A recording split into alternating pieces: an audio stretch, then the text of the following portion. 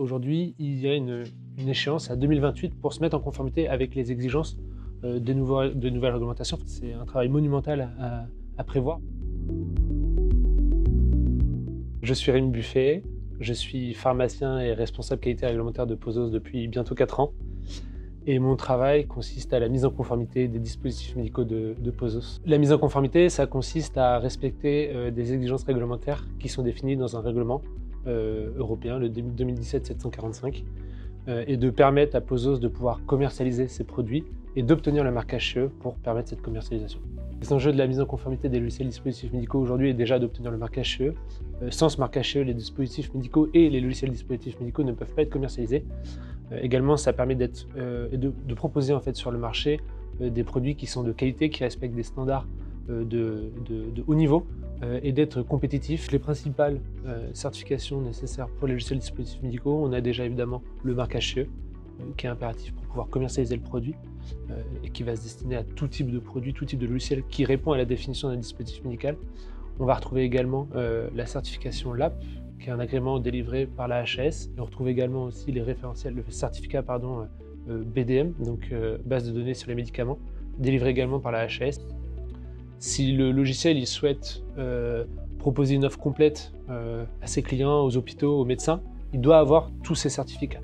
Donc il doit être certifié, il doit avoir un certificat LAP, il doit avoir un marquage CE pour les fonctionnalités qui supportent les fonctionnalités du dispositif médical, et puis il doit avoir une base de données sur laquelle il se repose, qui est un agrément BDM.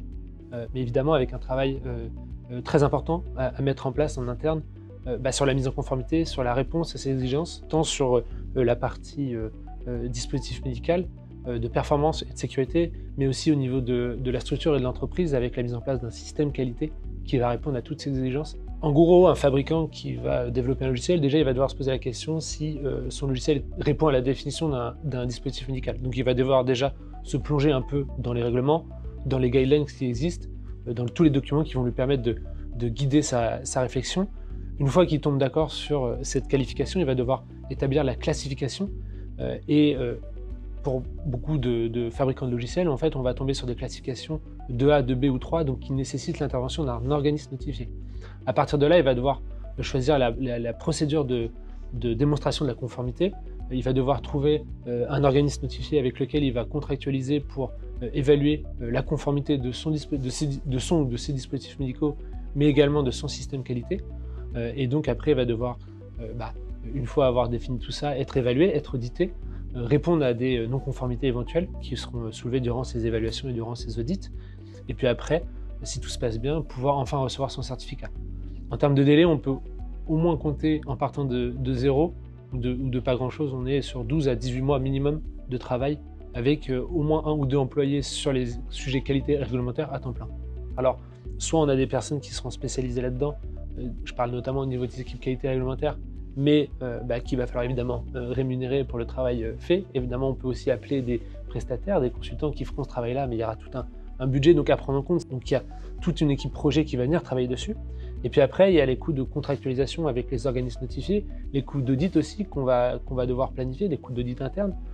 Tout ça fait que, à minimum, on peut compter au moins 150 000 ou 200 000 euros pour obtenir un certificat. Les éditeurs, pour eux, ils ont tout intérêt à faire appel à des entreprises qui ont déjà des dispositifs médicaux qui sont marqués CE et dans lesquels ils vont pouvoir installer CDM dans leur logiciel. Et pour pouvoir répondre justement à ces exigences réglementaires, ça leur permet de se couvrir avec une entreprise qui a déjà fait le travail et avec qui elle va pouvoir se mettre en relation pour proposer après à d'autres clients, à des hôpitaux, à des médecins, une solution qui est complète et évidemment qui répond aux exigences en termes de performance et de sécurité et de conformité nécessaires pour être sur le marché. Chez Pozos, on a 2 dispositifs médicaux qui sont des API. On a un premier dispositif médical qui s'appelle AORT, analyse d'ordonnance et recommandations de traitement, qui va venir identifier des interactions, des contre-indications ou des effets indésirables d'origine médicamenteuse chez des patients qui sont polymédiqués avec un terrain avec quelques insuffisances rénales ou des insuffisances ou une condition particulière. Et puis on va venir à partir de ça pouvoir informer les médecins, les utilisateurs de recommandations ou d'alternatives thérapeutiques possibles pour pallier justement à ces problèmes ou pour trouver un médicament qui sera adapté à une indication, pour une indication précise ou une pathologie donnée. Ça, c'est le premier dispositif médical de POSOS. Il y en a un second qui s'appelle ARP, qui est l'analyse et la recommandation de posologie, qui fait un petit peu la même chose, qui vient analyser les posologies, les redondances de médicaments, qui va aussi fournir des informations en termes de recommandations de posologie pour pouvoir adapter la prise en charge des patients. On pense surtout aux patients qui vont être insuffisants rénaux, où il va y avoir des posologies qui vont devoir être très adaptées. On propose ensuite un widget qui vient embarquer un petit peu ces deux dispositifs médicaux. C'est une surcouche avec une interface qui permet de s'installer dans un logiciel éditeur et qui permet en fait de venir directement saisir les informations patients, saisir les traitements qui sont en cours, pouvoir identifier les alertes, pouvoir identifier les recommandations de posologie, et puis aussi qui pourra permettre également de faire de la recommandation de traitement, d'alternatives thérapeutiques ou de recommandations de traitement pour une pathologie donnée. Les éditeurs qui vont pouvoir bénéficier de ces solutions, c'est des éditeurs qui n'ont pas forcément les technologies ou les ressources ou les moyens pour pouvoir répondre à des exigences qualité réglementaire fortes et qui peuvent faire confiance à des solutions comme POSOS qui vont venir en fait les accompagner et leur permettre de continuer de commercialiser leurs produits sans devoir passer le gap réglementaire et que POSOS aura fait pour eux. Alors ça, ils peuvent le faire au travers des API sur lesquels ils vont reposer et eux garder leur interface et donc leur permettre d'avoir une certaine liberté dans la proposition dans l'affichage des informations des dispositifs médicaux en termes d'interface, mais ils peuvent aussi se dire on va aussi permettre à des éditeurs qui ne souhaitent pas justement développer cette interface et préfèrent faire confiance à l'expertise POSOS et aux connaissances de POSOS en matière réglementaire et de produits pour venir en fait proposer un produit clé en main qui répond à toutes ces exigences.